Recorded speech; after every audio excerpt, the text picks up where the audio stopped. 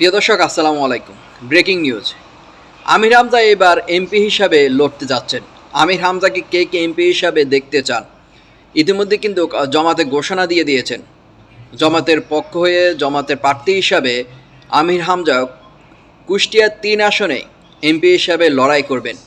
এই ইসলামী বক্তাকে কে কে আপনারা এমপি হিসাবে দেখতে চান? সে কি জয়লাভ করবে? প্রতিদ্বন্দ্বী কিন্তু সেখানে বিএনপি প্রার্থীও হবে, আবার এনসিপির প্রার্থী হবে। ইতিমধ্যে জামাত কিন্তু আমির হামজার এমপি ঘোষণা দিয়ে মনোনীয় প্রার্থী ঘোষণা দিয়ে ৩০০ আসনের ইতিমধ্যে সব কিছু ঘোষণা দেওয়া হয়ে গিয়েছে। ৩০০ আসন ঘোষণা দেওয়া হয়ে গিয়েছে। দেখা যাক এবারে নির্বাচনে কি হতে চলছে। আপনারা কাকে চাচ্ছেন?